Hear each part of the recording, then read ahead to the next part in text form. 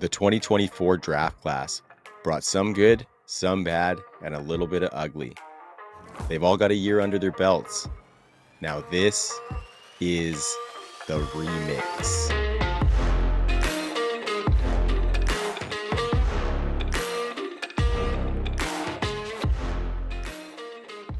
Sights and sounds and edges found, you will now get down with the underground, the Dynasty Underground, the show that goes to the depths of the Dynasty landscape. I am Trav, hosting and West Coastin'. Joining me as always, host of the Undrafted and the Sage General of the Undroppables, Mr. Jax Falcone. Missed you last week, brother. Good to be back. I'm back, just like Mike Vrabel. Let's go, baby. Back in Foxborough is one Mike Vrabel, and that will be an interesting offseason to monitor for them with another former Patriot coming in there. Also with us tonight is the Dynasty processor from the corner office with the view, Mr. Joe Kuvatakis. What's cracking, playa? Doing great. Could be doing better. Found, even though, I had all the doubt in the world about Sam Darnold and bet against him tonight, I still found a way to lose money because I'm addicted to taking overs. So let that be a lesson. Bet on the sure things. But aside from that, we're good to go. They should have hit the over. Somehow they couldn't even score in garbage time. What a just absolute abysmal showing. I was banking on that. We were good. Like at halftime, I'm halfway through the third quarter. I was feeling great about it, and then just everything died. Yeah, right. Darnold kept taking sacks, and taking their time. Like with 10 minutes to go, they punted. Like it was just a really, really abysmal showing. And the only thing I'll say, and I know this isn't really what we're talking about, but JJ McCarthy, baby. It's JJ McCarthy. I think this is so evident now. We are going to see JJ McCarthy starting week 1, 2025. Darnold will go elsewhere and probably to the Raiders just to screw that all up. Yeah, just to ruin my life. Yeah, I know. Yes. Halfway through the first quarter, I had two thoughts. One was I really should have put more offers out for JJ McCarthy this past week. And two, I really should have sold all the Sam Darnold I had for whatever I could get for him because, playoffs is always like a truth check, right? And we knew, but I run a league. I run a league with Gemmo, the icon. He always asked me to co-manage, for obviously smart reasons. And we sold Sam Darnold before he kind of took off for what is now the 1.01 and the 2.01. And we sold early, and I was like, oh, maybe that was almost even a bad trade. People were like, what a fleecing. And of course, in hindsight, it's looking like it really was again. So I'm pretty stoked. Oh, God. Wow. God. I could not get a first for him. We talked about that last week, though. That's old news. Yeah. Trav, what are we talking about this week? Yeah, man, just got to say, of course, we are posted up on the Undroppables YouTube channel. Make sure you go subscribe, like, and leave a comment. Please help us build a community around this show and around all of the other Undroppables content that's going out. Our personal social media accounts can be found in that episode description. And of course, all of the team's work is at the Undroppables on Instagram and Twitter. And I want to give another shout out to the other Dynasty show on the Undroppables YouTube channel, Grindberg and Biggs, rocking out on the Dynasty Pulse. I actually was on their show this week. Episode dropped on Monday. Did a little look back on the 2024 rookies, which was very timely as we led in to this episode, fellas, because on this episode, we're going to take that 2024 rookie class and we are going to redraft them. We're going to go through the top 24. We're going to be drafting against each other, and we're going to be putting together a little list of the top 24 as we kind of see them in a draft. So it's a 3-person draft and we will alternate. But fellas, first, I mean, this is going to be a really good little exercise. It's already been a good thought exercise for me as we've led into this episode. Should be some good debate. Should be some fun chirping as well. I had a chance to go look and redo my ranks there, but I wanted to just kind of leave you guys the floor before we got into it. And just like I said at the pre-open there was a lot of good, bad, and ugly with this year's class. So I think what kind of taste is left in your mouth? We'll start with you, Jax, leaving this 2024 draft's first season in the NFL. How did it go versus your expectations, or what were your overall thoughts? I think other than the running backs falling flat to some degree and not really getting in there, which has a lot to do with, veteran running backs staying healthy and things of that nature. But I thought the class was an absolute smash. You get all the quarterbacks basically hit, or at least none of them truly flopped. So you got a bunch of quarterbacks, you got elite wide receivers, you got a couple of wide receivers that maybe we didn't even think were elite that look elite. Tight end, obviously great. So yeah, I think it's a really outstanding class. I think when we look back, it's going to be a really, really smash class. So just a really, really awesome rookie class. Love it. Joe, how about yourself? Yeah, I mean, I agree. I think the top end talent was really good. We got multiple superstars, and we don't get that in every draft. So, Right. And to echo Jax's point, running back is kind of still just wait and see. Exactly. Wide receivers, we've got several difference makers right away, and at quarterback, several difference makers right away, and at tight end, one gigantic difference maker right away. So, the rest leaves something to be desired, but you can say that about every rookie class. But Exactly. the top, we had this influx of 8 superstars into the league. Yeah. I'm just ballparking there, but so I'm pleased. Yeah, no, it's looking really, really good. And even with those running backs too, kind of like what you were saying about the quarterbacks, Jax, we didn't see a lot of those guys we were hopeful for tank necessarily. We just Exactly. saw them not get that opportunity. So I Yep. think, lots of hope still to be had with this rookie class. And so, yeah, guys, should we just dive into this bad boy and Yes. start drafting? Who wants to go first? Because I'm not too worried about it Well, here. I want to give the listeners a little bit of context because we were talking about Okay, how we yeah, wanted. please, Joe. You're better at that than me. Fly in. We were talking about how we wanted to do this, and we were talking about all drafting together. And I can't draft that way. I don't have a lot of co-managers, right? I don't like playing You don't like that way. sharing? I don't He's like not a sharer. sharing. I don't No. like sharing decision making. I like to do that all on my own. I like to succeed and fail all by myself. But the reality is, when we're drafting, there's nothing like a draft. I love it so much because when you're on the clock, when you're pushing that button, that's the moment of truth, right? Your rankings could say one thing, the consensus rankings say another thing, but when you're pushing the button, that's what in your heart of hearts you want to do. There's an old line from Boardwalk Empire. I forget the name of the character, but there's Nookie. like advice. It wasn't Nookie, but it was advice somebody gave another character when he was deciding between something. He's like, flip a coin, and when it's in the air, you'll know which side you want it to land on, right? That's the moment of truth. Yes. And that's what drafting is like, right? Yes. When you're up, you know who you want to take. So Yes, I when wanted, it's in the air, you'll know you want. I love that. yeah. By the I way, want. your lack of sharing, you're never gonna make it at Fox Sports, just so you know. Those dreams are dead. Yeah. Shit, Joe. You had to break it to him on screen, did you, Jax? I think he was putting in a resume last week. Forget about it, pal. Yeah. Yeah. Looks like ESPN is as good as it gets, huh? Yep. Yeah. Yep, that's it. I'm not going anywhere. Undroppables pays me way too much. I I'm know, not I going know. anywhere. Your You're contract is eternal. damn right. Yeah, it is eternal. Yeah, you are Lifetime here contract. until death. We Yep. all cut our hands and spat on our hands and shook on it, and that shit is forever. Yes, sir. Okay.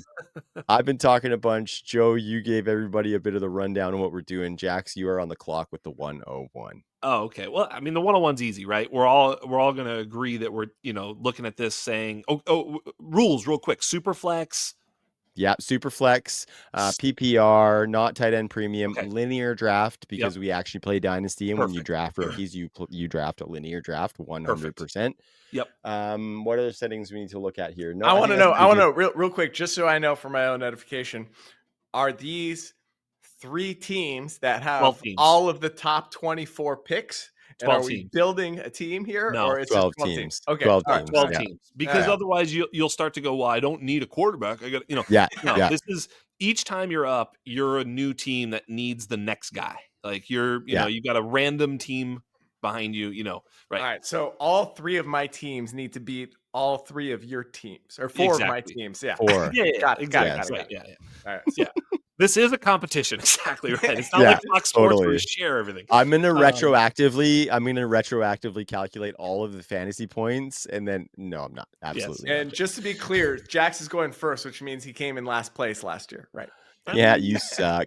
Yeah, I traded sucks for to the suck. pick. Hey, I Jax. traded Sam Darnold for the pick, like I mentioned. This is Sam Darnold. So obviously, I think it's so easy. Jaden Daniels. I don't think there's much discussion. I mean, the only thing we can really do is start to masturbate about how good he is. That's it. So other than that, I don't think the listeners came here to see that for sure. The viewers certainly did not come here to see that. So we're going to move on. But Jaden Daniels 1.01, smash it home. Yeah, and for us Jaden Daniels truthers who have been enjoying this for the entire year, I can say for myself that we're pretty dry anyway, Jax, so I don't think there's much to be done there anyway. Okay, so I'm just gonna be courteous as the host. I think that's the consensus pick as well. Joe, I would assume that you don't have any objections to that, and I would say that you are on the clock, sir. Of course, not objections because it's Jax's pick, but Yeah. any chirping to be had or whatever, He's but I not going to wouldn't be belittle chirping that that pick. one. No. No, we're good, and thank you so much. This one's easy for me too. I feel like it should have been the 1.02 back in May through the summer, but we're going Malik Neighbors, baby. There it is. Great pick. Ooh, I like that. Point I three like two that. point three two targets per route run. A whopping 42, almost Mhm. 43% first read percentage for Yeah. Mr. Neighbors. You know, he had his little concussion and he missed a few games during the season, but he was as dominant as we could have hoped for, crushed in championship week. How could you not take our guy? Joe, you could argue that Malik Neighbors is the wide receiver one in Dynasty, and it wouldn't be Yeah. hard to argue. So, I'm not gonna fight you on it. I'll right. still yeah. I'll just Yeah, leave it at that. I'm not gonna fight you on it. nope. You could argue. You absolutely could. I have him in my top 5, I will say that, prior to releasing my full dynasty ranks. So, yeah, Malik Neighbors is absolutely everything. We can, take him off of the board for Just Mr. just Kuvatakis. all three top receivers are LSU wide receivers. Can we can we Yes, agree on that? that's true. Yeah. That is true. Okay, guys, I'm on the clock.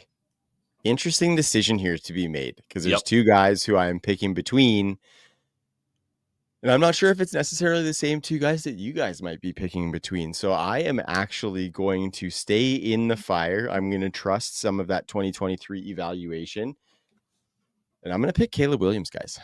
I'm going to pick Caleb Williams. I know that that is a very questionable pick with a couple of other guys on the board. What do you guys think about that? And so I was looking at Malik Neighbors or Brock Bowers. I know we're drafting against each other, but fuck it. It's a good conversation. What do you guys think about that? Taking the value of the quarterback position in a super flex draft in a quarterback who's not like in a coffin or anything. You know what I mean? I think he still has some signs of life and some situation around him that's going to get a lot better, hopefully. What do you guys think about that? Was that, I guess, Jax, you are on the clock. So, I'll have Joe answer, and then I'll go. okay. I mean, as your competitor, I absolutely love it. Uh, no, Trav, I absolutely hate that pick. We got to let go of our priors. We've got a full season of data on Caleb. You can Yeah. bend his stats one way or another and say, oh, actually, he's good, or oh, actually, he's terrible. But the reality is, we saw several guys outperform him already. I was making my list prior to this podcast, and I was like, really debating if he's 5 or 6 on the QB list right now, right? Like that's how far he's dropped for me. So I couldn't take him there.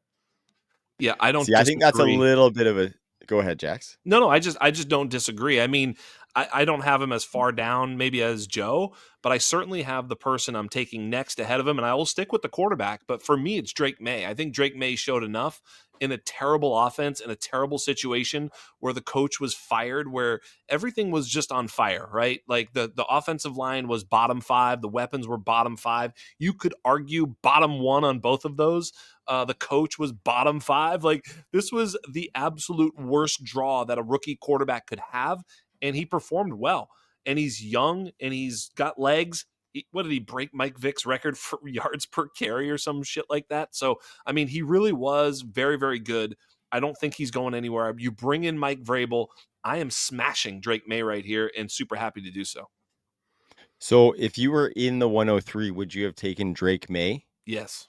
Yes. Really? That's interesting to me, guys, because I think that like the perceived value floor of Caleb Williams is still higher than Drake May, right? So I think even with another mediocre season next year, the trade value to get out on Caleb Williams is probably similar to what it's going to be on Drake May, because Drake May's still got a lot of room to grow with those pieces that might be coming in around him, right? So I just think that you could probably still get some decent value off of what's still going to be at least a compiling season from Caleb Williams next year, if not more efficient than what we saw this year, especially with some good play calling. So I'm holding to the fact that some good play calling in that Chicago offense is going to help a lot, to add some efficiency to what was not necessarily, you know, an all bad season for Caleb Williams. On Keep Trade Cut right now, Caleb Williams is the quarterback 12, Drake May is the quarterback 8.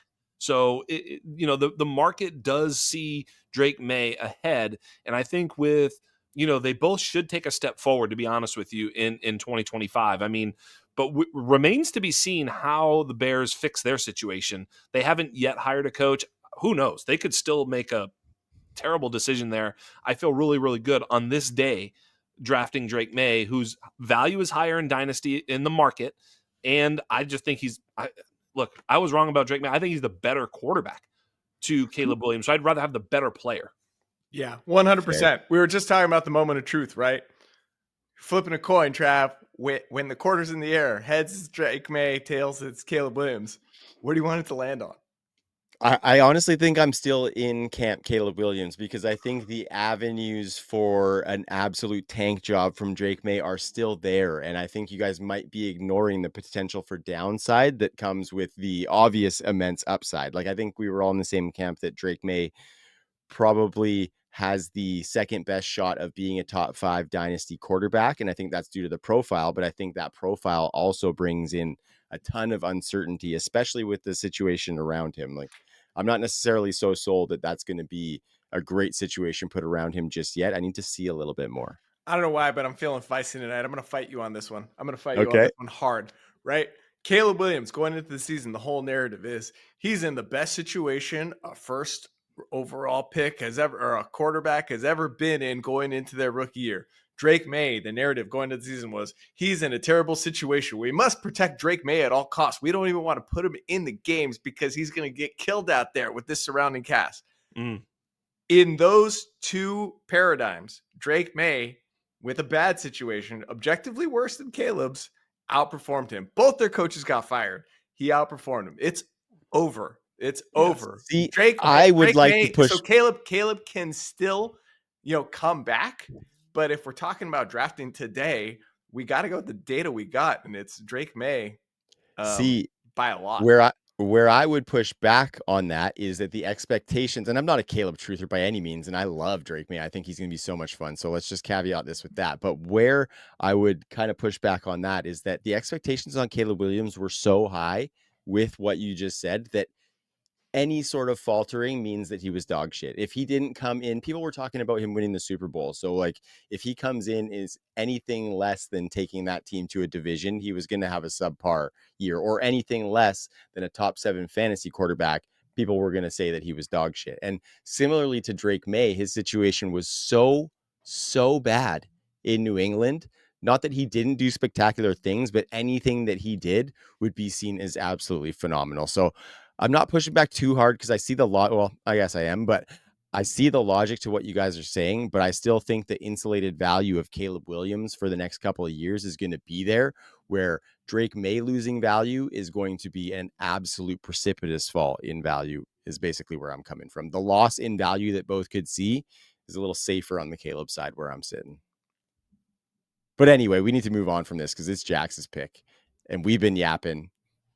And I took think Drake we're going to May. come back to this one at some point. Oh, you Wait, did no, take Jackson Drake May. Jeez. Yes. It's my turn. Fuck, where have I been? Okay, let's keep her rolling, fellas. Joe, this is you. You've been Now- sitting on Caleb Williams' lap.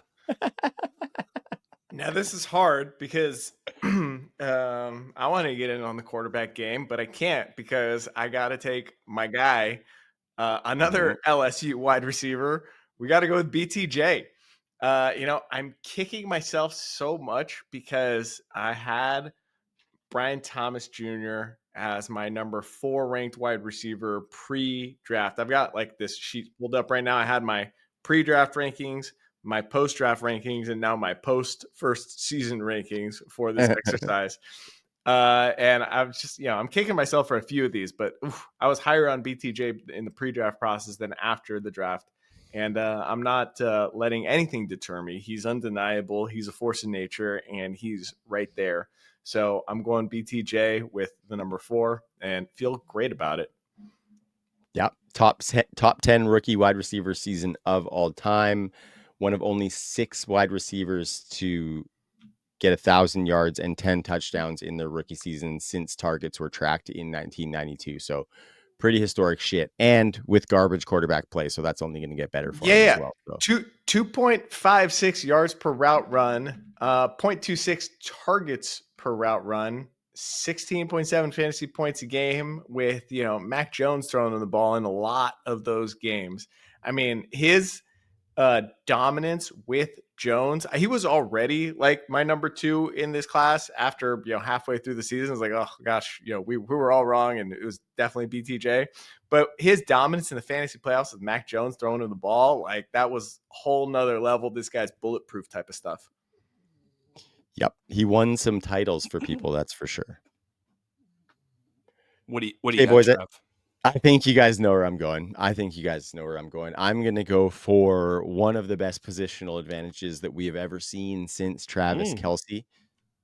The tight end who performs like a top 12 wide receiver. In fact, this tight end would have been the wide receiver 8 in fantasy football this season, wide receiver 17 in points per game.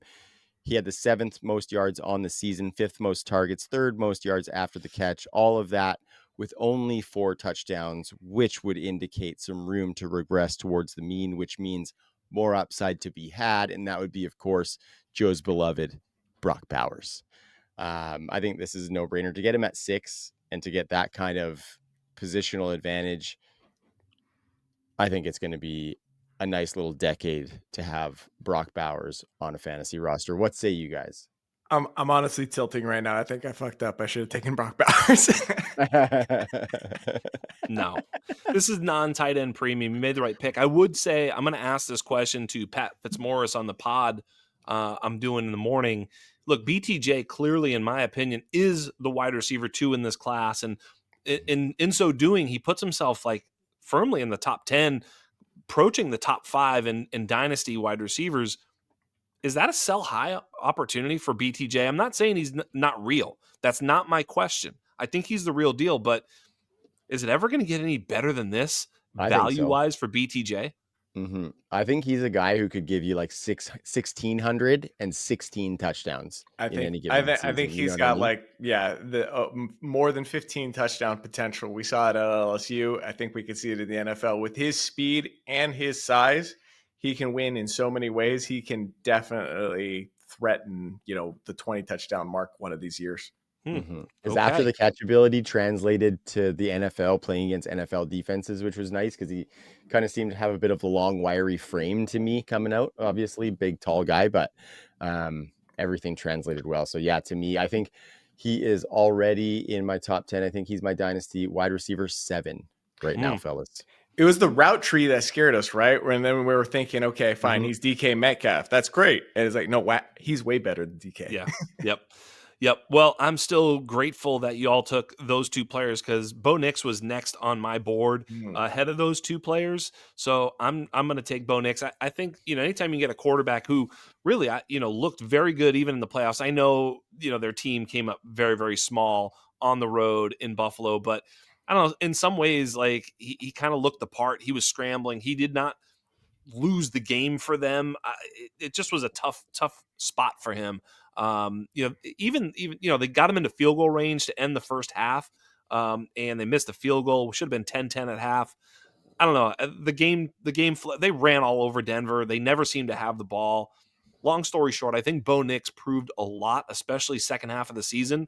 If you want to take his full season stats, but chop off the first 3 or 4 games or whatever it was when he was really getting accustomed. He really had a great rookie season. So to get a starting quarterback with rushing upside at pick, what am I at? Pick whatever the hell I'm at, 7 or whatever, 8. 7. God bless me. Let's go. I can't help but think about Jax. Last time we did a mock draft on YouTube and for a show or anything was, I don't know, like March of last year. Yep. And I begrudgingly took Bo Nix in the second round just because he wasn't gone yet. And my argument was, guys, listen, this guy's probably going to get drafted by the Broncos. He's probably going to be Sean Payton's guy. And as much as we hate it, he's probably going to be a first round pick. We have to be taking him in the first round. Here we are, fast forward, 10 months later, right? After having seen him play for a season, and now he's being taken in, basically the middle of the first round, which is probably where he should have been valued, somewhere close to there all along, especially with the rushing and everything that he showed. But that just goes to show you, like, if a quarterback gets taken in the first round, you got to throw darts at these guys. And who you following it up with? Because I couldn't agree more. I agree. Where are you going now? Well, who's up? I feel like I'm just becoming the wide receiver guy in this draft, but I absolutely have to do it. Yes. And I want to point out that this guy led this class in missed tackles forced per reception. Just like he did in college. led this class in first downs per route run. Missed tackles forced per reception, 0.21. First downs per route run, 0.12. Yards per route run, 2.56. Led this class there too, if you throw out Anthony Gould, which I think we will. And targets per route run at 0.24. It's got to be Ladd McConkey.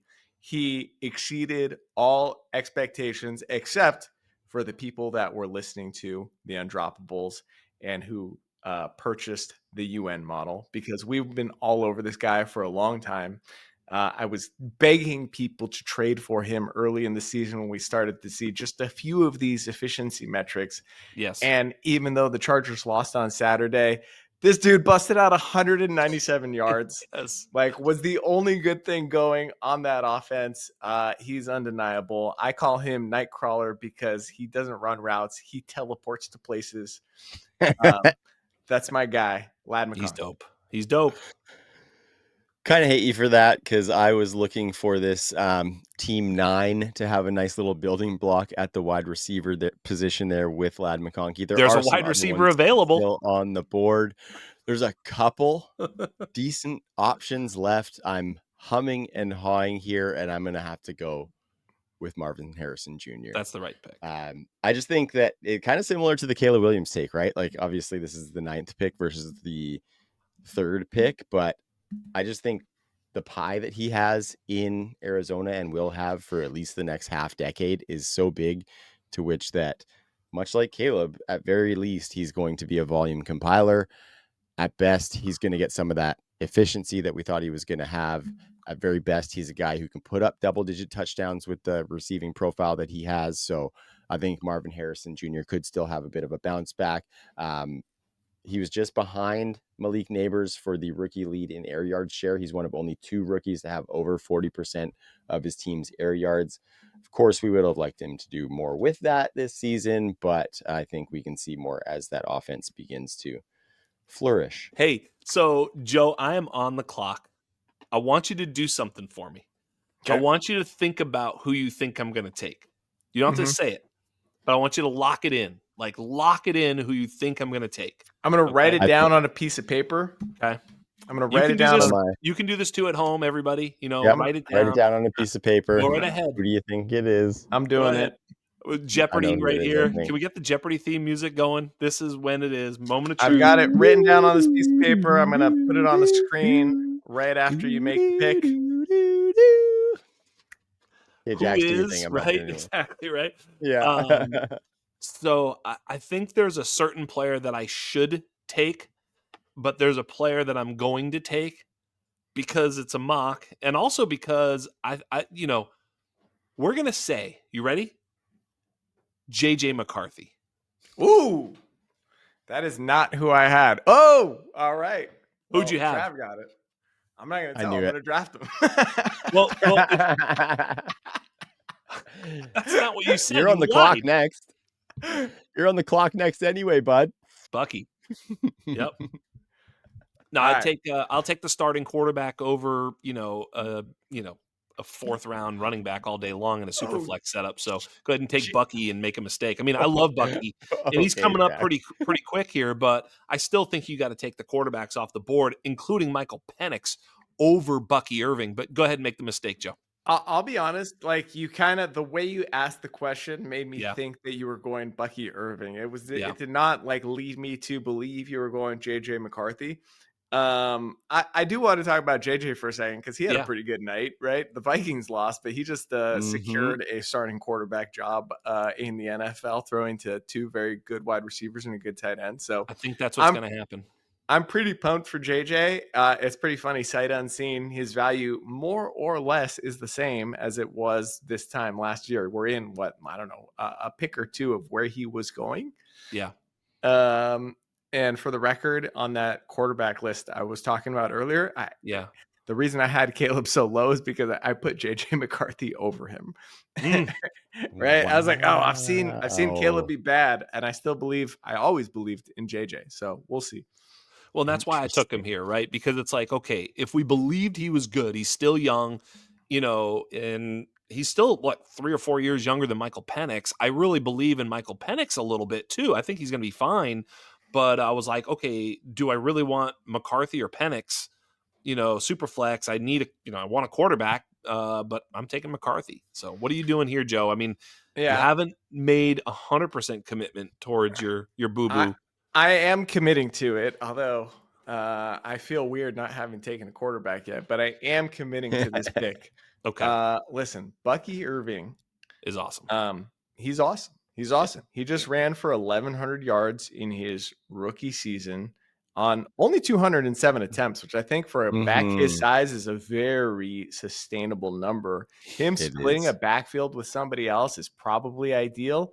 And the fact that he can get that kind of yardage on that kind of carry total is very comforting. Here's why I really like him, though. All right, the 8 touchdowns, that's great. His explosive run rate was second in this class only to Isaac Guerrero. And Isaac Guerrero only had 84 carries, not Mhm. 207, right? So Right. his explosive run rate was 6.76, which is very impressive. He got half of his team's carries inside the 5-yard line, so they are not afraid to use him in short yardage situation. And then also his missed tackles forced per attempt was at 0.26, very strong number. Just all the underlying metrics, and it's not as telling at the running back position as it is at the wide receiver position, but uh, all the underlying metrics were good, particularly the explosive runs and particularly the touchdown totals and the willingness to use them inside the 5-yard line. So I don't know. I was And I'll give you one more, big Joe. wrong. Big wrong about him, and No, I'm you were big accepting that. right. You were big right, then big wrong. If you remember correctly, he was Mhm. like one of your favorite players before it all. So Yeah. it's just sometimes the information moves you around. But I'll give you another one that tells you that Bucky is the man in the playoff game. He got 17 carries to Rashad White's 1, and that was Yeah. the only running backs who touched the ball. They trusted Bucky as the 100% starter, and it felt like all the stuff they were doing during the regular season is just that sort of normal sort of giving everybody Spelling. spelling each Yeah. other, right? Just without giving too many touches to one player. But when the rubber met the road, they Yep. trusted Bucky 100%. Yep. Yeah, they sure Yep. did. And so I feel like there's got to be a quarterback in the first, a running back taken in the first round, and Bucky is the cream of the crop in this year's Yeah, class he's the thus only far. one you could consider here. Only one worth it. Yeah, Yeah. absolutely. That's a great pick. I like that. Okay, guys. So I am kind of a dual purpose pick here. So part of it is obviously to have a nice foundation for the Superflex team. The other part is just to spite one of my league mates who I know needs a quarterback. And I am going to go with the one Michael Penix Jr. I just think we know he's supplanted as the starter. He's got some weapons with him. I trust in Zach Robinson as the guy to run that offense down there. And so Yeah, they're gonna look for the next few years. Penix, we know he can air it out from his years in Washington, and I think this team's going to keep tooling around him a little bit. Obviously, they got Darnell Mooney, they got Kyle Pitts, so they don't really need to tool up. But if they do need to start circling through that wide receiver 2 position or something, I think he can make that relevant. Yeah, Yeah, I the agree. thing. Go ahead, Jax. No, go ahead. I was gonna say the thing I've been thinking about with Michael Penix all season long is Roman Dunze didn't have a great year. Polk had a catastrophic season. McMillan definitely came on. It was definitely later in the season, but he came on later in the season. And going into last season, or excuse me, going into this past season, I was thinking to myself, like, is Michael Penix good, or was he just surrounded by great receivers? And now I'm thinking to myself, were those receivers great, or is it just they had Michael Penix as their quarterback? Because we haven't seen much from Adunze, and we haven't seen anything from Polk to inspire confidence. McMillan's shown us some signs of life, and I definitely still believe in Adunze, but I don't know, man. I think he's the real deal. We were talking pregame before we started recording how I'm worried about Jalen Hurts and his out when he's throwing an out, right? The way the effort that it takes for him to get the velocity he needs to throw those outbreaking patterns. But when I watched Michael Penix play, I was like, that's easy to either side of the field. This dude's got the cannon, and I think he's got the prudence necessary to be a starting quarterback. So I love the pick. Yeah, he's in a good spot for sure. I think it's a great pick. I think you're right. Penix, and I learned this because I have Felix Sharp on the program every single year, and he's coming up in a week or two or whatever it is. And I can't wait to ask him all those types of questions about this upcoming class because he knew Penix was the man.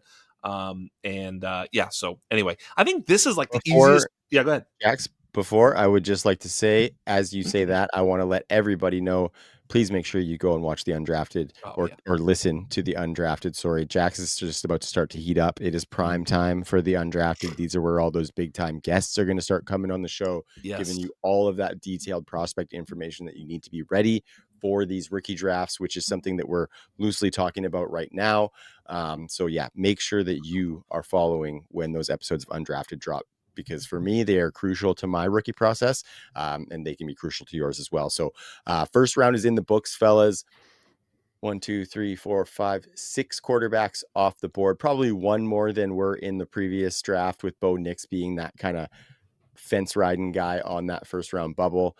Bucky Irving is the only running back, and then Brock Bowers as the only tight end, with Lad McConkey sneaking in as maybe the surprise name versus last year's evaluation, but no surprise anymore. Any big surprises for you guys in that one other than my dog shit drafting? No, not really. I mean, this is probably maybe this next pick is, I think there's 13 first round picks, and the pick I'm going to make here is the final first round pick, and then maybe you could bump Bucky, but I think I'd rather have Bucky than who I'm about to pick for sure. So I think the first round is what it is, and this is the hinge point guy, the guy that sort of isn't a second round pick but isn't a first round pick, and it's Rome Odunze. Rome Odunze is exactly who you need to take right here, and then there's an interesting call after this. I'm actually very curious to see who Joe does pick next, because I have a funny feeling I know who he's going to pick, and I'm going to either applaud or boo, but I'm pretty sure I could guess who he's going to pick.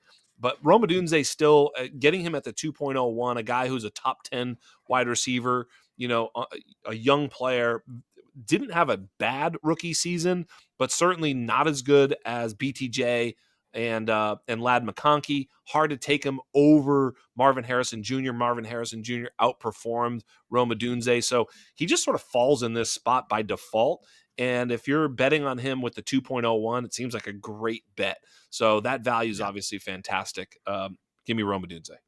I think he has similar upside to what I described for Brian Thomas Jr. still. We kind of knew this was going to happen to him anyway, with those guys above him on the depth chart. Keenan Allen is a free agent coming into 2025. We know that they're going to have some better play calling in Chicago, hopefully better organizational structure built around them in general. And I think Rome Odunze is that alpha. So great pick by you, Jax. That's wild that he snuck into the 201. you'd be laughing if you got him there. Yep. Not Joe. only that, I mean, but Rome also he chinned the bar just enough in all of the metrics we care about, right? For Yes. Yeah. fantasy points per game for a wide receiver, which is a huge indicator based on their rookie season, assuming they played, is you want to be over 8. He's at 8.58, right? So he chinned the bar there. He also had 2 other very good wide receivers on his team. Still had a 19% first read target rate, 0.18 targets per route run, and 0.136 yards per route run, which, that's just a bunch of numbers. Jax, you actually sent out a great tweet on Rome, I don't know, 2 or 3 weeks ago, something like that, just comparing him to some other guys that were in that range. Yeah. It was similar to what you do with the anatomy series, but just Yeah. kind of taking a look at it like from a comp standpoint, Rome Odunze. So before I make my pick, why don't you tell the people like a few of the names that were on the list that were comparable to Rome Odunze from a statistical standpoint? Calvin Johnson. That's the first one I thought of too. You know what's funny Yeah. is I almost didn't put Calvin Johnson because I felt like he skewed the perception of that tweet. But I just couldn't resist. But I don't remember all the guys that were on there. Do you remember some of the guys that were on there? I literally don't remember. It was DJ like Moore, I believe, was DJ on Moore, there. Jeremy Maclin. Like there's a couple guys, and Yeah. it's like you sort of look down and you're like, okay, these are the types of players that when they were a rookie, they were able to put forth this similar numbers. And I was cherry picking a little bit. I wasn't trying to have these big smashes or busts. That's why I almost left Calvin Johnson off because I felt like he sort of skewed the perception of the tweet. But I think he just sort of was adequate, like you say. I mean, he chinned the bar. It's well said because that's what he did. And so at this particular point, I feel like he could go either way. There are some upside comps. There's also some downside comps that you could look at and be like, yeah, but also these guys. And I could have made the tweet that way. I just was, I was seeing a lot of negativity about Rome, and we're so, impatient these days with our fantasy players. Like right now, we're going to be looking at a Marvin Mims, Troy Franklin situation in Denver and wondering if these guys can step up. I don't know if they're busts yet. I mean, we used to look at, year 3 breakouts and that was what it was. I don't know if that's gone. I really don't. I wonder if this is a trend or what. So, but as you point out, if a guy can't get to that sort of 8 fantasy points per game, a lot of times they are busts, and more likely than not they are. So I think Rome sort of just kept himself in the game. He's a top 10 draft pick, which also will tether him to opportunity. I think Keenan Allen does move on. I think they do get a better coach. So I think there's a lot of arrow up indicators for him. Caleb in year 2. So all those things sort of combined, I think Rome has a better outlook than a bad one. Yeah, Yep. the thing that I found myself thinking about 100%, it's the pick I would have made in your slot just now. The thing I found myself thinking about as I was preparing for this episode was, is Caleb Williams good, right? And we already talked about my thoughts on Caleb Williams earlier, but is he tethered to a good quarterback? I don't Right. know. I don't know. So it really is a good question. So we don't know, and it's hard to predict how things are going to play out at this stage. But if he were a prospect in this year's wide receiver class, let's say he was a 2025 prospect, same coming in, same stats, right? I think he'd be our wide receiver 2 at absolute worst, right? I Just agree. looking at him as a prospect. So I'm not giving up on him yet. I think he's proven he's a bit of a dog through the process, through the combine, all of that. And, so I don't think it's time to give up on him. And I think that if you can buy him for a early second round, I don't think you can, but if you can, No, I don't think so. go do that. Yes. Well, and with wide receivers, you attach to the talent to a lot more than maybe other positions. So if we're looking at BTJ, we're looking at Neighbors. They were attached to much worse quarterback play than Rome was. So I don't think he's going to be getting any worse than what they got this year, next year. So yeah, I think Rome's alpha. The reality is I've been filibustering because I don't know who the hell to take right now. Let's hear it, Joe. Let's hear it. Listen, The time is now. The coin is in the air, right? There are 2 players I'm thinking about, but I know which one I wanted to land on. And Joe from a year ago would have distracted you from making this pick based Roman on Wilson. his ageism. Roman Wilson. Joe from a year ago would have been like, "This is a slam dunk." This is No, Roman Wilson, just smash. we might hear his name. Who? Uh, Who? We might hear his name later. I don't love 25-year-old rookies. But we just saw a bunch of running backs have great years in their late 20s or even early 30s. So maybe age is just a number. Maybe the league's changing. I'm taking Tyrone Tracy here, just because he showed us more than any of these other guys did. Aside from Bucky, here I'm going to pull up some stats.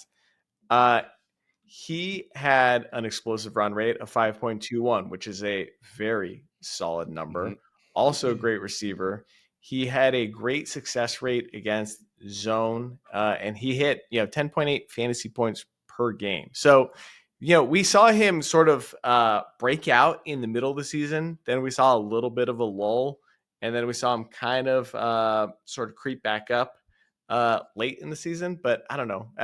Tracy was better than any of the other options. And again, maybe this is just me thinking there's got to be another running back in the top 15 here, right? So I love me some Tyrone Tracy, and we'll see how long this ride lasts, but I'm in. Yeah. That's the concern, right? Is that the ride doesn't last for very long just because he wasn't drafted very high. He did well running this year, but I think they are liable to add kind of a first and second down running back at the very least that could take some of that work from him. But yeah, the upside, if given the dual threat opportunity, is there. So that was one of the guys I would have been deciding on as well, Joe. So I don't mind the pick, Joe or Jax. How about you? Well, he messes me up because I wasn't going to take Tyrone Tracy if he let him fall. I thought he was going to take someone else, which was then going to let me take someone that I really wanted to take. And all that now means that I don't know if I can take who I wanted to take over Xavier Worthy. And that's really what it comes to. That's good because it's my pick right now, and I am picking Xavier Worthy.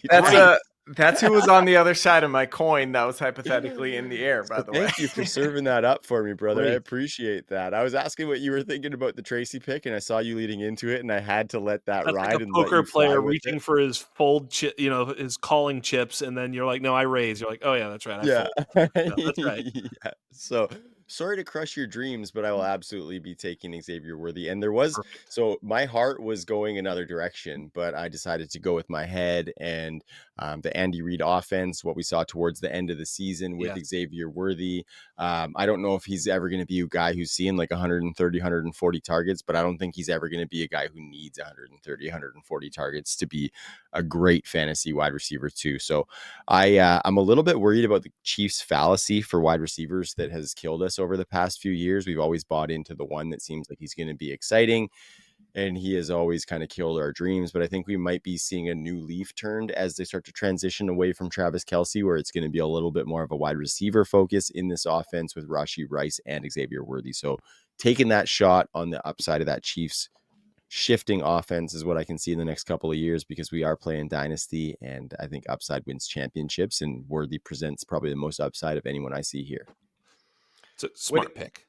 What do you guys think of the fact that they've kind of been using Worthy as Rashee Rice? He's been doing a little bit of a Rashee Rice Lots of slot, impression, and lots of slot work. Yeah. I feel like Rashee Rice is better at that role than Worthy is. Yeah. So I feel like he's a gadget player that they're going to find ways to get the ball to and move around. But I kind of feel like when Rashi's back, he's claiming a lot of the stuff that's been making the money for Worthy. I think my hope is that kicks Worthy outside a little bit more, maybe with DeAndre Hopkins leaving in free agency. So I really would hope that maybe Worthy gets kicked out to outside a little bit more, and maybe that experience in the slot just means that Big Red can use these guys a little bit more interchangeably, right? Because I didn't necessarily expect that role for Xavier Worthy either, but I wonder if it's a situation like, okay, Rashee's not doing it. Travis Kelce doesn't have necessarily the quickness to be their slot guy anymore. And so let's try Xavier Worthy in there and get him some reps at slot. So, I mean, that's my glass half full rose colored glasses take on it, but yours is definitely still in the realm of possibility there, Joe. But I would think that first round receiver isn't necessarily going to just get tanked in this offense. I So don't think Yeah. so. wheels up, baby. I think it's going to be Rashi Rice and Xavier Worthy in 2025, and excuse me, and those guys are really going to be the two guys. I mean, if you look at Xavier Worthy, his snaps went north and his targets went north as the year went along, and boy, that makes a lot of sense. And he's on a championship hopeful team, and they're putting him in those situations. So I think we might learn something about how they feel about him as a player in the playoffs, whether or not they continue to target him at that higher rate, because he was getting a lot of targets. I don't have it in front of me, but I was like close to 10 targets a game, 3 games straight to finish off the season. So in those situations, when you see a guy sort of do that late in the year, they needed those games. They wanted home field. They did not want it. They wanted the extra week off. So they weren't just riding out the string there. So yeah, Xavier Worthy, huge play. I'm going to say here, for my pick, I'm going to give you some dynasty game theory.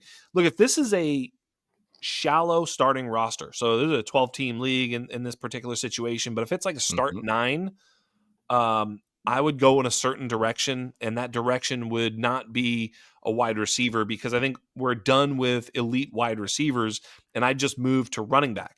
If this was a start 12 PPR league, I would go in a different direction, and there's another wide receiver I would probably take to give myself some bench points and some flex points that I would actually potentially start.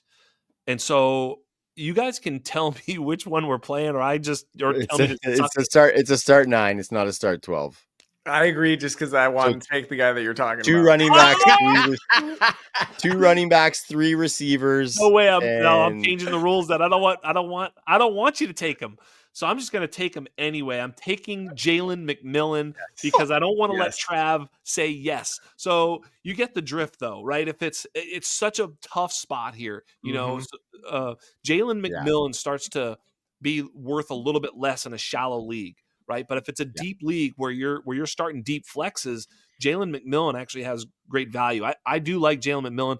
Um, you know, Chris Godwin is injured, also is an unrestricted free agent. I don't know Yep. if he's coming back there. And if he doesn't, on the off chance that he doesn't, Jalen McMillan could find himself in a very, very oh high yeah, volume role next year and could see his value spike big time. So I am going to take Jalen McMillan. I'm not letting you take him, Joe Kuvatakis. You can tell the world how awesome he is with all the awesome stats you have on him, especially down the stretch. Dude is legit. Felix Sharp came on this program or my program, whatever, at the beginning of the offseason, probably even into last year, and said Jalen McMillan is better than Jalen Polk, and was actually confused how people thought Jalen Polk was better than Jalen McMillan. Our model loved Jalen McMillan well over Jalen Polk and many other players. He showed out in real time for a playoff team. Jalen McMillan put him on the love it. freaking board, baby. Yeah, He's man. on it. He really he followed the rookie playbook to a T, right? Where he made noise in training camp. Yep. He earned himself a role early on. He had a little bit of the rookie struggles. He had a little injury. Then he got back into action around week 11 or week 12, and he just lit the freaking world on fire. And so looking at his season long stats is a waste of time, aside from fantasy points per game, where again, he chinned the bar. He's at 9.67, Nice. which is that's good. That's very good. Especially considering the quiet weeks he had early on in the season. That just Right. tells you that. And I haven't broken it down by thirds of the season yet, but I'm telling you, in the last third of the season, he was way better than that. Yes. Um, I kind of want to shit all over him because he took him from me. Yes. Well, you can't. No, and But no, ultimately, we do have a little bit of groupthink with Jalen McMillan. We agree, right? And that's why yeah, I was like, I was thinking, in some ways, like if you told me straight up, you just said, listen, Godwin not coming back, he's gonna be a starter. He's gonna play at least Jaden Reed role plus. Like he'll be the slot for sure, if not probably play a bit in 2 wide receiver sets. I think I might even consider him over Xavier Worthy. I would too. He was the guy who I was thinking alongside Xavier Worthy with my previous pick, and I think he basically made Chris Godwin expendable for that Bucks team. yep. Yeah. I don't think Chris Godwin is going to be back. I think he's going to sign with another team that's going to give him more money. and the Bucs are going to move on with Jalen McMillan There as you the go. slot guy alongside Mike Evans, and that is fucking beautiful. 8 touchdowns this season as a rookie, and I think probably 5 or 6 of those were in that final third of the season that you mentioned, Joe. Not to mention a playoff game over the weekend. Yep. Yeah, baby. Yeah, he was one of my favorite wide receivers coming out too. Yeah, love it. Great pick. All right. Well, even though Jax just ripped my heart out, I'm going to take a guy that Jax hates and probably isn't going to take, but has comparable numbers to Jalen McMillan and who I liked in the pre-draft process. Roman And Wilson. no, close. I'm Another guy who I fell in love with during the Senior Bowl. Another guy who left Yep. early at the Senior Bowl. But this guy got shot in September, if I'm not mistaken.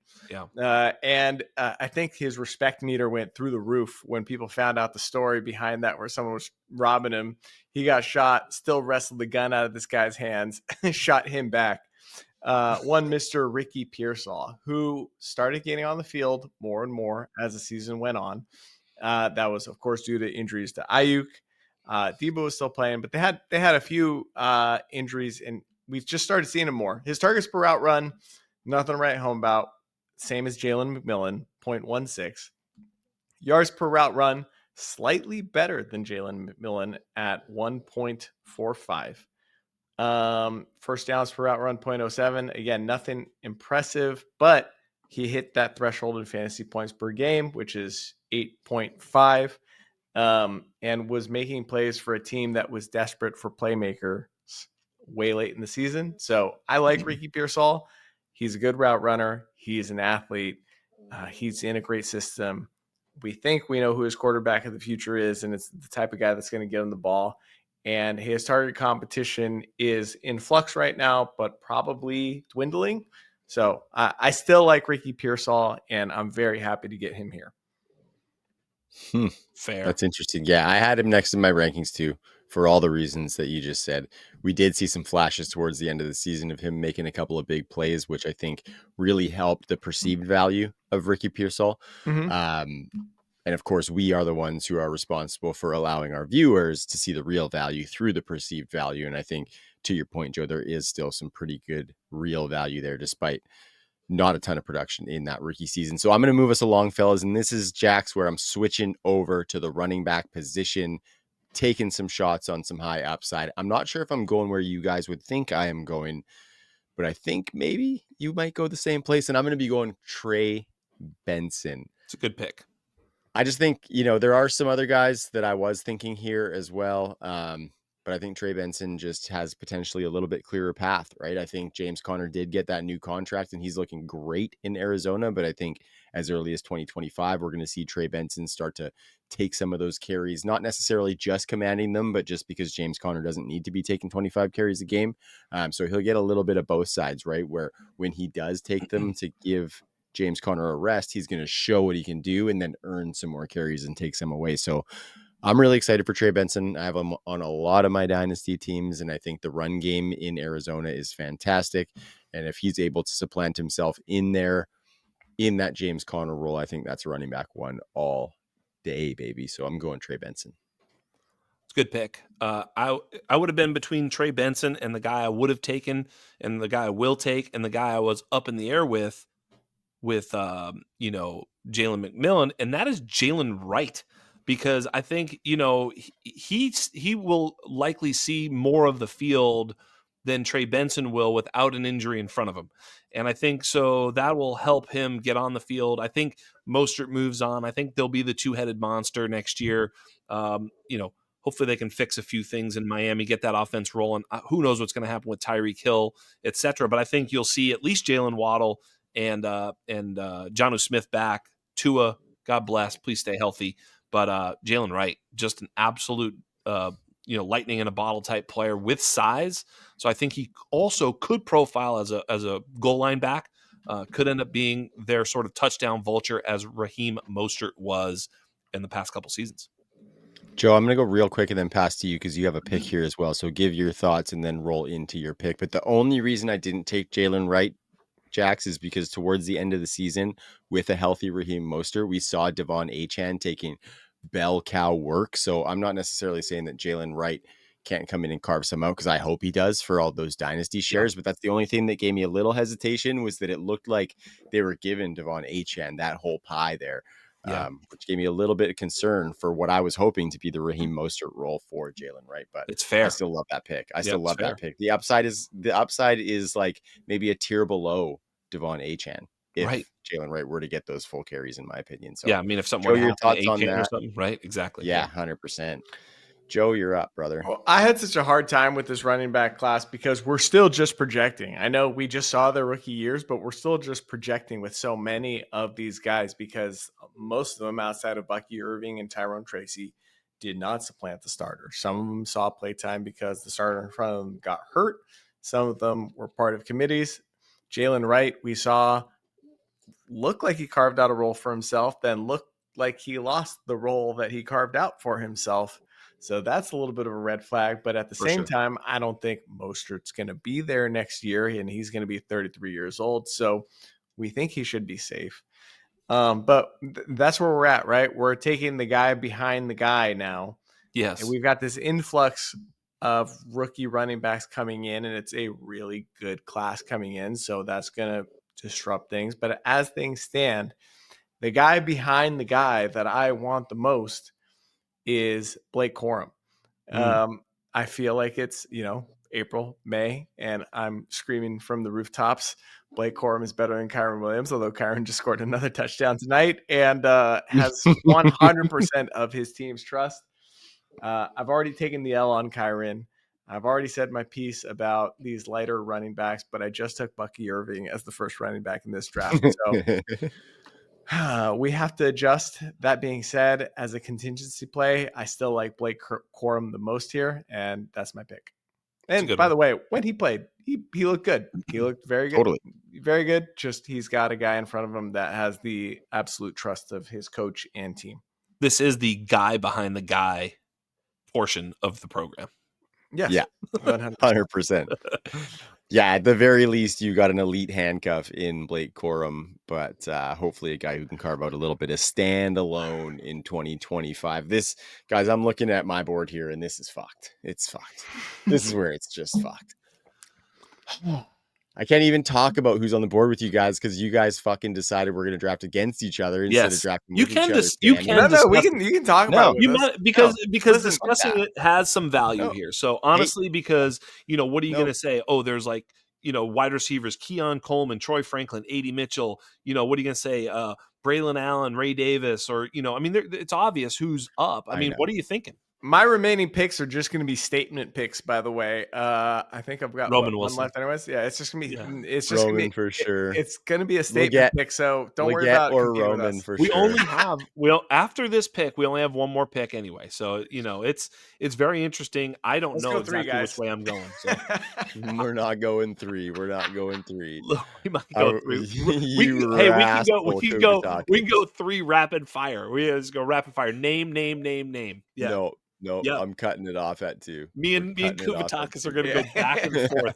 Name. Put in the outtakes. We're doing it. Round 3 through 5. Yeah. Okay, boys. I'm not sure if I'll surprise any of you guys with this one, but I'm going to go with the guy that Joe mentioned earlier because I think he has shown enough in the NFL to continue to get at least competing for a job work across the league, and that would be one Isaac Guerendo. Yeah. I think this is where obviously you want to be taking that upside with running backs, not necessarily always taking running backs here, but none of these wide receivers that are on the board really showed us anything inspiring that would make me want to take them. And so I think the big playability from Isaac Guerendo, he is in San Francisco. We've seen some injuries from Christian McCaffrey, and I think all Guerendo has done is just cemented himself as the running back 2 there probably. Jordan Mason, I believe, is a free agent this season. Maybe a restricted free agent, but yeah, I think Isaac Guerendo is going to be another one of those guys who can be a really, really high-end handcuff, but maybe a little bit off the board with some of those receivers that we see there, guys. So what do you got to say about that?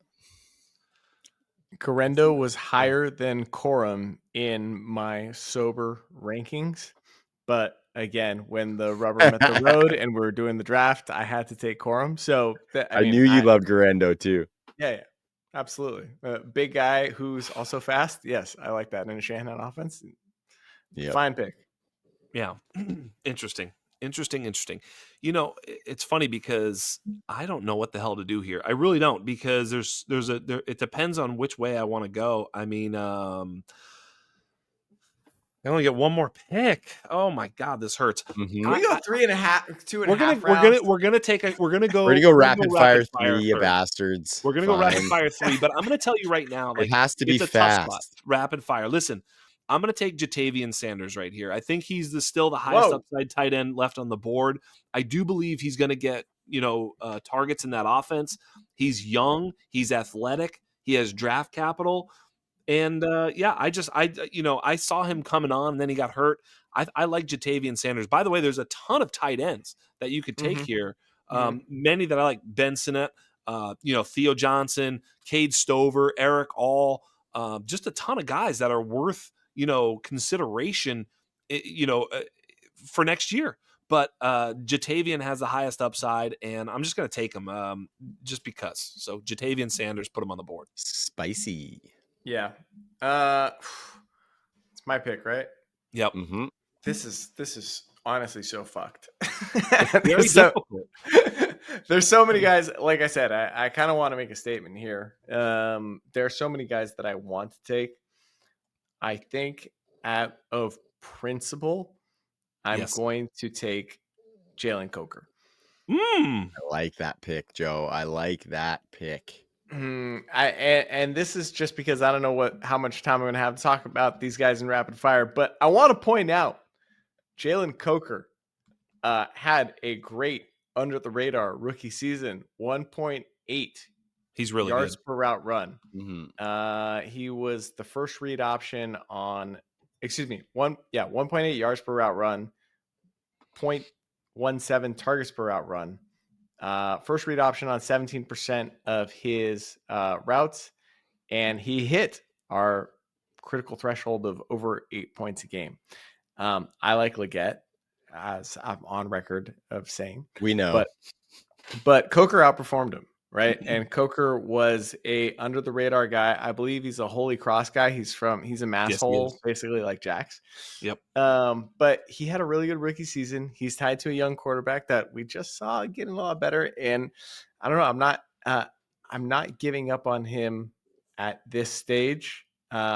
I think he outperformed all the rest of the wide receivers that went way higher than him. I'm pretty sure this guy went undrafted in most leagues. And so I want to call out, this dude got on the field. He carved out a role for himself. He performed. He had big plays, and his underlying metrics are good enough to get your attention. You can probably still buy low on him because, as Trav was talking about in terms of Caleb Williams' perceived value and how that's going to carry over, the low perceived value on a Jalen Coker is also going to carry over. So you can still get him for cheap, but his stats say he's in the Adunze to Pearsall tier. So go get Jalen Coker for really cheap, and let's see what happens. Shout out Holy Cross, RIP Tommy Heinsohn, Bob Cousy, and Gordy Lockbaum. Look them up. Go ahead, Trav. Love it. Love it. Little local shout out for Mr. Boulanger there. This one's also kind of crazy, guys. And I think I am going to go with a much maligned undroppables prospect from the 2023 season, but one who is still attached to a potential MVP winning quarterback, and that would be Keon Coleman. I think this team still has not found the big body guy. We saw not very much from Keon Coleman. The pickings are getting a little bit slim here, guys. And on this team that has Michael Penix, I felt like I wanted to add a wide receiver. I think we could maybe see a big spike for him coming into 2025. Still a lot of unknown. We didn't love him coming out, but Josh Allen has showed he can prop up some guys and take command of an offense to a level that we didn't necessarily see previous to this year. And Keon Coleman could be one of those guys in 2025. Keon Coleman. All right, guys. Keon Coleman, zero shares, zero cares. Yeah, the thing that surprised me about Keon Coleman was how good he was at breaking tackles, right? Because he tested pretty slow at the combine, but we saw him make some big plays after the catch, which I didn't think was in his bag. I'll leave it at that. I don't have any shares of Keon Coleman either, but he's next on my list right after Coker, so I'm good with it. You ready? Okay, so no more than one sentence, I'm not boys, even or going to I'm say a gonna sentence. I'm move just you saying the on. name. I'm just saying the name Okay. of the I player. have And we're moving on. sentences. I've got no sentences. Jonathan Brooks. Yes. Still doing it. All right. Fair enough. I want a fair enough. sentence. You can have a Oh, sentence. I'm just no. taking Jonathan Brooks. That's all I'm doing. You go ahead. You got Your turn. one All right. sentence. All right, cool. All right, I'm taking Marshawn Lloyd. We didn't see him. He Yeah. was hurt. I would like to see Marshawn Lloyd play football before I have made a decision on him. He was a second round pick a year ago. I just got him at the beginning of the third. Okay, sentence is I fine. like it. I like it. Absolutely. Yeah, I think with Marshawn Lloyd, he's one of those guys where you just transfer the 2023 evaluation into 2024. One sentence, Like Trav. like Roman Wilson. Like Roman Wilson. One sentence, Trav. Sorry. It's your Okay, turn now, I am Steve. going to go with another guy behind the guy, and that would be Ray Davis. I got Great Caleb pick. Williams. I got Xavier Worthy on this team. Now I'm adding a running back with some big upside if he gets an opportunity in one, Ray Davis. And Mr. Falcone, you are on the clock, sir. This is a Troy Franklin household. Put him on the board. Big I TD. like Big TD it. in the playoffs. I'm sorry. I'm not Dude, letting Ray Davis go. yeah. He was number 3 in my statistics based rankings that I've made going into this thing. We pushed him all the way into the third round. He should have been a second round pick. He showed enough in his rookie year to deserve our respect, but he's also 25 years old. So, anyways, is it my turn? Yep. One sentence, Joe. I have long been a Theo Johnson stan. It's a good He's Yep. Yeah. He's better than Sanders. Sorry, Jax. No, he's he's the not. most athletic tight end we've ever pretty good, seen though. at the combine, and he proved to us why we take athletic tight ends in our rookie drafts and just hope for the best and wait. But he crushed it in a crummy situation. I'll shut up now. Go ahead, Trav. Oh, it's me. Would you look at that? No, it's Jax. No, he took it's you. Troy Franklin while I was thinking about it. Third round reversal. What's going on here? Yeah, so this team has Brock Bowers and Trey Benson. I'm firing a dart on a position of scarcity, and I'm taking Spencer Rattler. Ooh. That team is going to need a starter. I don't think Derek Carr is it. I think they are potentially more likely to give. Never mind. I'm supposed to do one sentence. I mean, Damn, you know, guys box me out of quarterback completely. I go. Yeah. No, As soon as you lose. there's still some available. Yeah, I mean, Michael Pratt might be there. yeah, Michael Pratt. By the way, this is beautiful. I go Jonathan Brooks, Troy Franklin, and Kimani Vidal in the third round. I mean, Jax Falcone brand just ripping it. Yeah. Like that. I'm going to take Estime. I think Javante's gone. I'm taking Estime. He's going to be the big back. I still like the other guys there, but no, that's a good pick. That is enough a good said. pick. Yeah, Sean Payton seems to like him. Okay, boys. I'm going to a guy who is on a team who still has a role for him that needs to be filled. This is an elite quarterback that we have talked about today, guys, and an offense that is on the upswing. And I am going to go with Mr. LMC Luke McCaffrey. Oof. Another model darling.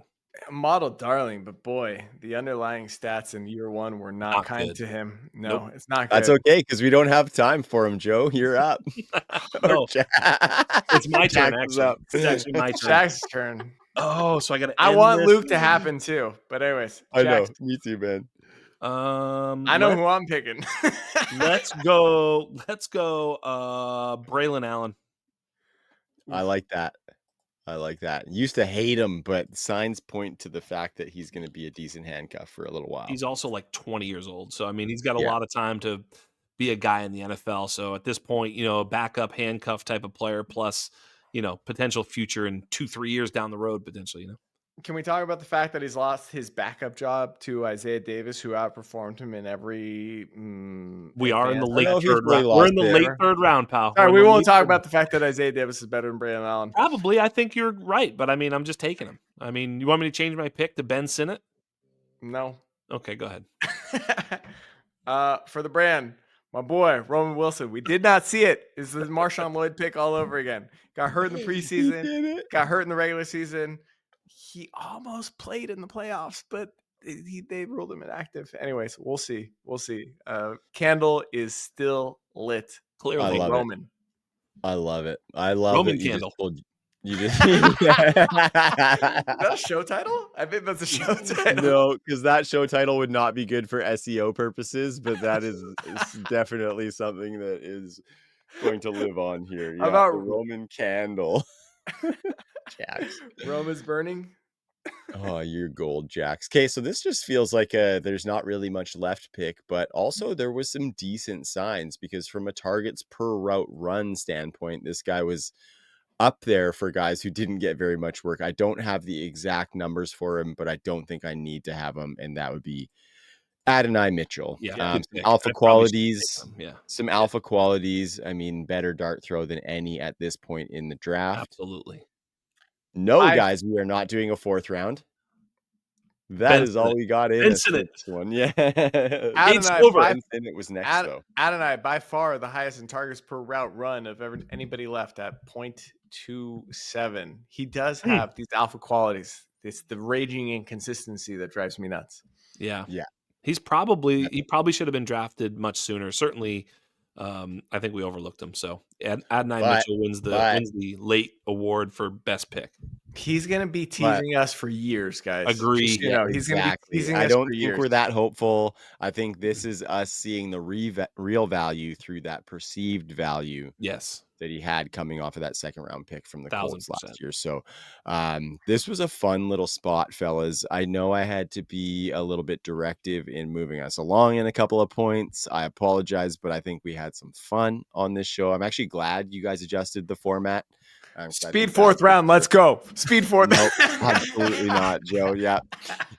You're cut off, buddy. You are cut off. This is what he was like in Canton when he wanted to draft the drunk draft at 4 a.m. This was Dukes Classic, sir. The Dukes Classic. The Dukes Classic. Yeah. Lives on in lore. Let's just draft right now, he said. No notes. Let's go. Shout out Steven Dukes. You the man. Yep. He is the man. I fucking love that man. Big time. But yeah, great one, fellas. This was good. I'm not going to spend too much time. Go follow the Undroppables on social media. Check out our social medias in that episode description. Please subscribe to the YouTube channel. We've gotten some comments on the previous episodes. We want to see more. Let's see what you thought about the show. If you hated my Caleb Williams pick as much as these bastards did, then please let me know. If you think they're fucking idiots, then also let them know that. So, best pick, worst pick in the comments. Exactly. Best pick, worst pick. Yeah. Let us know your best pick and your worst pick in the comment. There we go. We'll make sure we put that up on socials as well because we want everybody to take a peek and let us know what they thought. It's all about learning here. So we are happy to take in suggestions as well. We want to grow together here. So for Mr. Joe Kuvatakis, the processor of the process, the sage master of the undroppables, Mr. Jax Falcone, I am hosting and West Coasting, the nagging wife of the undroppables, Travis Seal. Until next time, this has been Dynasty Underground. Peace.